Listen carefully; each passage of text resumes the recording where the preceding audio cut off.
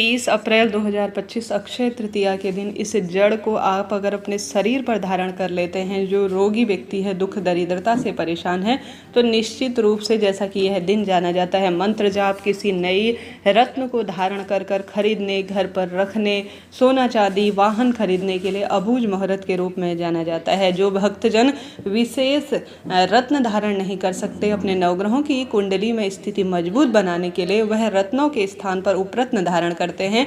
इस समय वह भी काफ़ी महंगे मिलते हैं और कहीं ना कहीं यह चीज़ें नकली भी बाजार में मिलती है। ऐसे में हमारी प्रकृति द्वारा हमें कुछ ऐसी वस्तु दी गई हैं जिन्हें अगर हम अपने घर पर स्थापित कर लेते हैं, बुधवार सर्वार्थ सिद्ध तिथि और नक्षत्र में गज केसरी योग, रोहिणी नक्षत्र दुर्लभ और श्रेष्ठ संयोग में, तो भाग्य तो बदलता ही है और सुख सौभाग्य का वरदान भी मिलता है। यह दिन माँ लक्ष्मी, श्री नारायण और महादेव को समर्पित सबसे सुंदर तिथि है। इस दिन की महिमा जितनी कही जाए ना उतना कम है। इसे युगादि तिथि नाम से जाना जाता है क्योंकि इसी दिन से सतयुग और त्रेता युग की शुरुआत हुई थी और इसी दिन से भगवान गणेश जी ने महाभारत को लिखना शुरू किया था और इसी दिन भगवान परशुराम का जन्म हुआ था। इसी दिन जो है विशेष तौर पर इसी दिन चारधाम यात्रा भी आरंभ हो जाती है। बद्री के केदार के कपाट खुलते हैं। इस दिन इस साल त्रिपुष्कर योग होने के कारण ऐसा चमत्कार हो रहा है कि खुली आंखों से आप चमत्कार देखेंगे।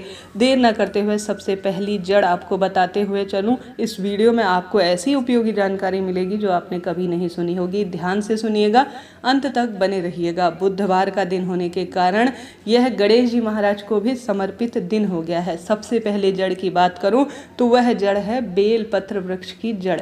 देखिए, आप जानते होंगे जो भक्तजन गुरु जी की लंबे समय से कथा सुन रहे हैं, उपाय नियम ध्यान से सुनते हैं, उनकी किताबें पढ़ते हैं, नियमित उनकी जो है उनकी बातों को ग्रहण करते हैं, वेद शास्त्रों का अध्ययन करते हैं, ज्योतिष का ज्ञान रखते हैं, उन्हें जरूर यह बात विदित होगी कि बेलपत्र की जड़ हो, मिट्टी हो, तना हो, बेलपत्र की छाल हो, बेलपत्र की पत्ती हो, हर स्वरूप में सुख देने वाली होती है। और यह बेलपत्र जो है स्वयं महादेव का एक अंश माना जाता है। बेलपत्र वृक्ष कोई साधारण नहीं है। अगर आप चाहते हैं कि आपके नवग्रहों की दशा सुदृढ़ हो, रोग दोष कष्ट से आप मुक्त हो जाए, तो बेलपत्र की जड़ आप इस दिन घर लाएं। सबसे पहले बेलपत्र वृक्ष में कच्चा दूध चढ़ाएं, जल चढ़ाएं, विधि विधान से रोली चंदन मोली अक्षत लगाकर दीप लगाएं, विधि विधान से पूजन करें। फिर बेलपत्र वृक्ष की जड़ को थोड़ा सा खोद कर लाएं। कोई दोष नहीं है, कोई पाप नहीं लगेगा। आप महादेव के लिए सबसे पहले लेकर आएं, फिर थोड़ा जड़ अपने लिए भी लेकर आएं। सबसे पहले बेलपत्र की जड़ को घर में लाकर आप सभी जो है ओम नमः शिवाय या नमः शिवाय ओम या श्री शिवाय नमस्तुभ्यम या महामृत्युंजय मंत्र का ज़्यादा से ज़्यादा जाप करें। सबसे पहले आप जानते होंगे चंदन की सेवा इसी दिन से सभी देवी देवताओं को ठंडक प्रदान करने के लिए दी जाती है। तो महादेव को सबसे अधिक प्रिय है बेलपत्र की जड़।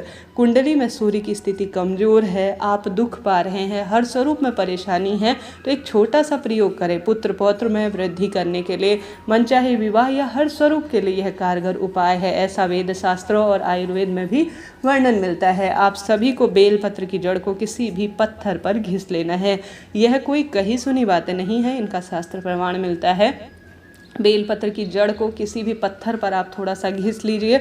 हरिद्वार में चल रही कथा में गुरुजी ने यह उपाय बताया था। आप YouTube पर इसे सर्च कर कर सुन सकते हैं, सत्य पाएंगे। मैं कोई मनगढ़ंत बात आपको नहीं बता रही हूँ।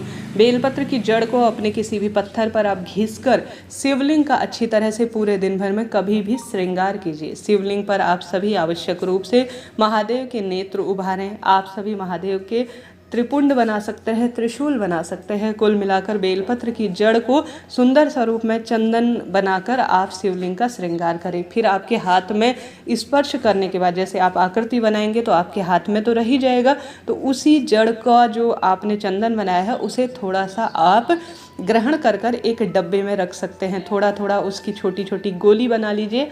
पुत्र पौत्र में वृद्धि के लिए ग्रहण करें, रोग मुक्ति के लिए ग्रहण कर सकते हैं। नवग्रहों की दशा सुदृढ़ करने के लिए आप शिवलिंग पर चढ़ाया गया बेलपत्र वृक्ष का चंदन जो आपने अपने हाथ से बनाया है उसे ग्रहण कर लेते हैं, तो आपके रोग निश्चित रूप से कट जाते हैं। तो यह कार्य आपको जरूर से इस आखा तीज के दिन करना है। साथ ही ऐसे शास्त्रों में वर्णित है, रत्न शास्त्र में ऐसा वर्णित है कि कुंडली में महादेव की जो आप इसे विशेष कृपा चाहते हैं, सूर्य की कुंडली में मजबूत स्थिति चाहते हैं, तो आप सभी को अपने शरीर में किसी चांदी के ताबीज में जो यह बेलपत्र की जड़ है उसे सिद्ध कर कर आवश्यक रूप से पहन लेना चाहिए। बहुत श्रेष्ठ और सुंदर परिणाम इसके देखे गए हैं। इसके बाद जो दूसरी जड़ है वह है विशेष तौर पर बुधवार की तिथि है तो आंकड़े की जड़। आंकड़े की जड़ जो है आप जानते होंगे गणेश जी महाराज के एक स्वरूप के रूप में भी जानी जाती है। आंकड़े की जड़ के कई प्रयोग है, जैसा कि आप जानते होंगे गुरुजी ने आंकड़े की जड़ संतान प्राप्ति के लिए बताई है, परंतु आप साधारण सरल तरीके से अपनी कुंडली में बुध ग्रह की स्थिति मजबूत करने के लिए अक्षय तृतीया के दिन कच्चा दूध आंकड़े की, वैसे भी बैसाख महीने में आंकड़ा सींचने का बड़ा महत्व है। कच्चा दूध सुबह से लेकर देर रात्रि तक आप आंकड़े वृक्ष की जड़ में चढ़ाएं और जल चढ़ाने के बाद धूप दीप समर्पित करने के बाद आंकड़ा जो है वृक्ष के नीचे आप प्रार्थना कर कर कि मैं इस देव वनस्पति को अपने साथ ले जा रही हूँ, ऐसी प्रार्थना करते हुए आंकड़े की थोड़ी सी जड़ लाकर अपने घर में ओम बुम बुद्धाय नमः इस मंत्र का जाप करते हुए या ओम श्री गणेशाय नमः इस मंत्र का जाप करते हुए आप साधारण सरल तरीके से अपने घर में इसका विधि विधान से पूजन करें। और किसी भी बुधवार, आखा तीज के दिन बुधवार है, उसके बाद गुरुवार है, जब आपकी इच्छा हो आप अपने बच्चे के गले में स्वयं अपने लिए जो है इसे किसी भी लाल या हरे धागे में या किसी भी कपड़े में या किसी भी ताबीज में इसे ग्रहण कर लेते हैं तो आपके संशय पीड़ा का निदान होता है। गुरुजी ने बताया है कि यह जो वृक्ष है यह देवतुल्य और पितृतुल्य कहे गए हैं, जिसमें पीपल, आंकड़ा, बड़, बेलपत्र, शमी और अपने आप में इनमें जल चढ़ाना, आज के दिन दीप लगाना, इनका विधि विधान से सिंचन करना बहुत अधिक लाभ देने वाला होता है। तो आप इन पवित्र पेड़ों में जल चढ़ाएं, दीप जरूर से लगाएं, इससे सभी देवी देवताओं की कृपा होगी, सुख सौभाग्य का वरदान मिलेगा। हमने आंकड़े के जड़ की बात कर ली जो कि बुध ग्रह को और गणेश जी महाराज को रिप्रेजेंट करता है।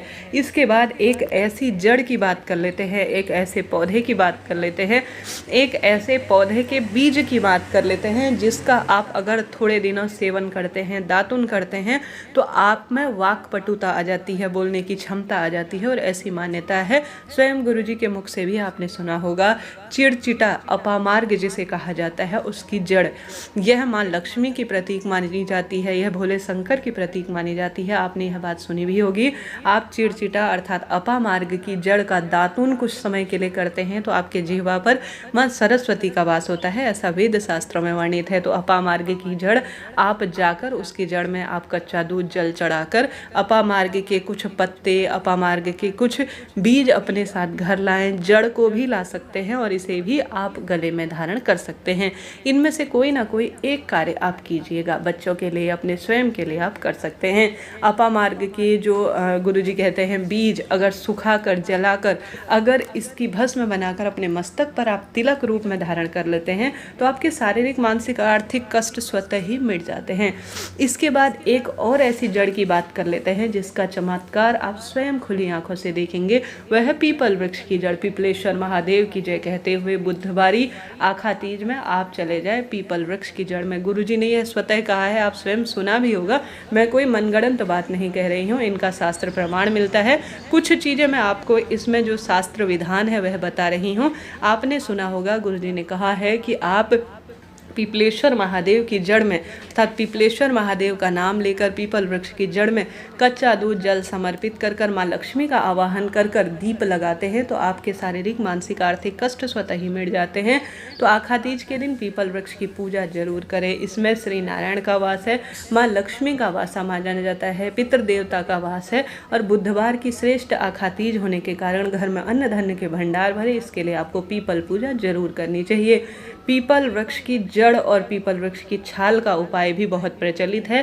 पीपल वृक्ष की जड़ हो या छाल को लाकर आप किसी पत्थर पर घिसकर इसका जो है चंदन बनाकर अपने शनि, राहु, पितृदोष की मुक्ति की प्रार्थना करते हुए पीपलेश्वर महादेव का नाम लेकर शिवलिंग पर पीपलेश्वर महादेव का ध्यान कर कर पीपल वृक्ष की जड़ को, छाल को घिस पर चंदन बनाकर शिवलिंग का श्रृंगार करते हैं तो यह परम सुखों की अनुभूति देता है, सुख सौभाग्य का वरदान देता है और दुख दरिद्रता का अंत स्वतः ही कर देता है। तो इस कार्य को भी आपको आखा तीज पर करना है।